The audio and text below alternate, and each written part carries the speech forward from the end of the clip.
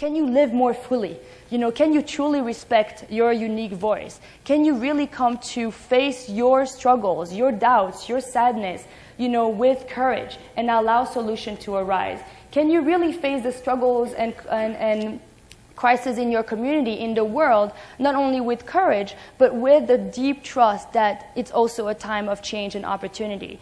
Can you do it? And, I don't know if I can do it, but certainly I want to try. And what better reason to try than my daughter? I also think that, when I was bringing water to the chicken, 6 years ago, I didn't expect my aunt to come into my life. And certainly I feel this incredible sense of meaning and satisfaction when I'm with my daughter. And I think that a lot of time we think of taking our place, and all of you are already working out of your heart. This is you've already chosen profession that are really a direct line with your belief system, which most of us don't do that. So you're already in a very good place in terms of your professional life.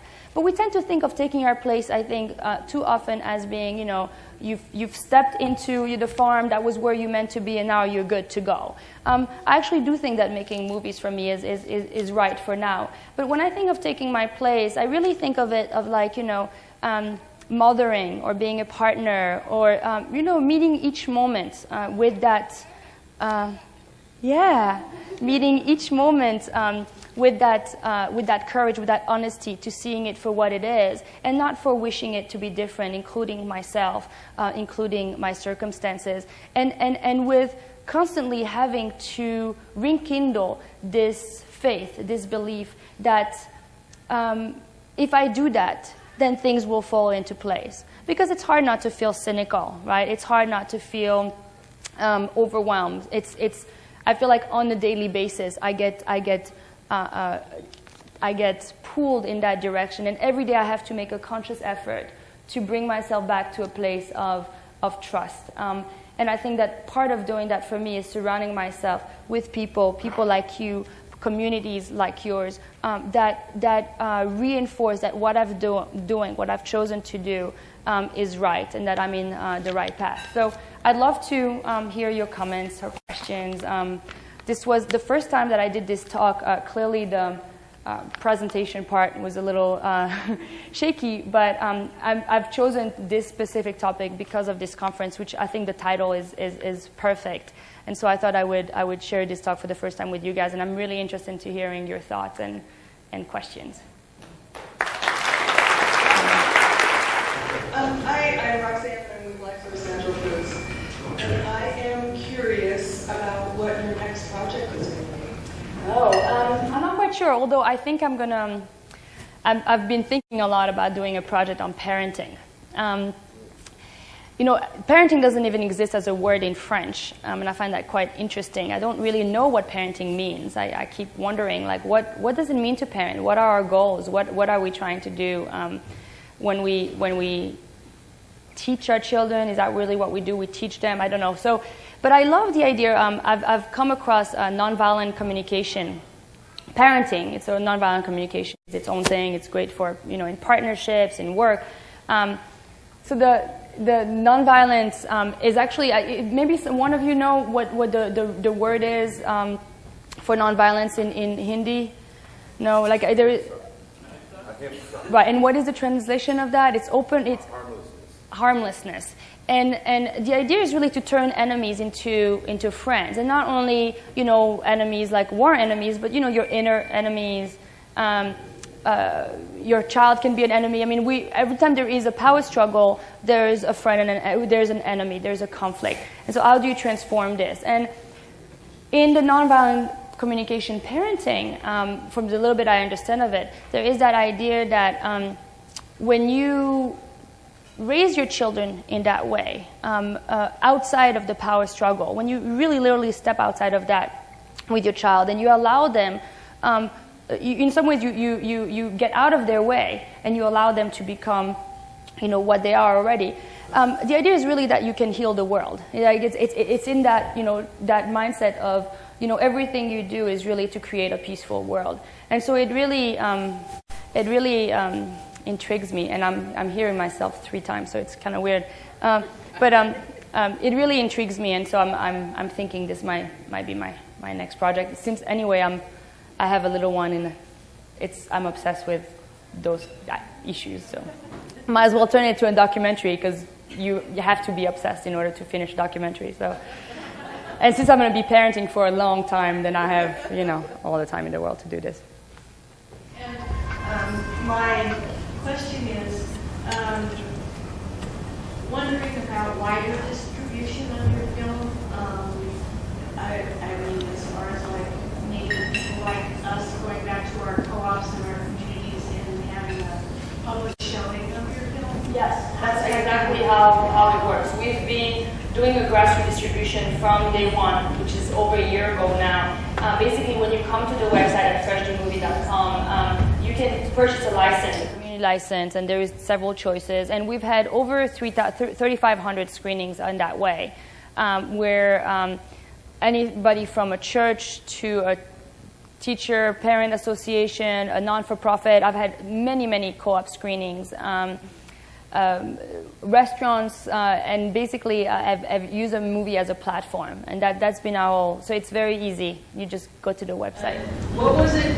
Was there a moment? Was there some particular instance in your life that made you want to focus on this subject and do a film about it, or was it just so many things coming at you, making you concerned about it? My concern was not with the food system when I started. I was a fairly ignorant industrial eater. So there's no reason to question it. I mean, I was always, growing up in Europe, I was always disappointed by the quality of fruits and vegetables. But really just from a taste perspective, I didn't really think much about. I was very much more concerned with counting calorie and fat content than worrying about the provenance of my food. No, what really got me interested in, what got me started was reading a 3-part series in The New Yorker about global warming. And I had been sitting on the articles for a while because I felt like, I know enough about global warming and I ain't doing nothing about it. And I don't see any reason to feel more guilty, more scared, when there's nothing I can do anyway, right? I'm powerless. But then eventually, I read these articles and I felt the guilt, I felt the fear, I felt all of that, the anger.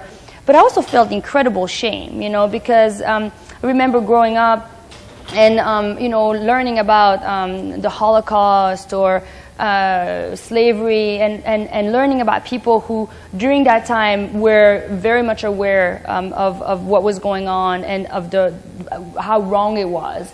And I wondered, if I would have had if I would have been one of the people that knew that something wrong was going on, or if I would have kind of been in total denial, because it's not an obvious thing, right? The majority of people somehow thought everything was fine. So, would I have been one of these people that knew? And then if I had been one of these people that knew, would I have done something about it? Because very few really risk their lives or risk their lifestyle, at least, to change things. And so I really had that question, and I remember as a child feeling like, I'm never going to get to test this because we're never going to have this kind of crisis again, right? So I'm never going to know what I'm really made of.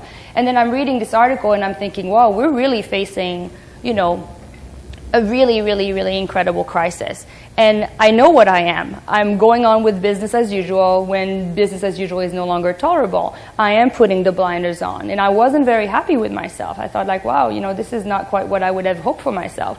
And so I started wondering, why is that? Why am I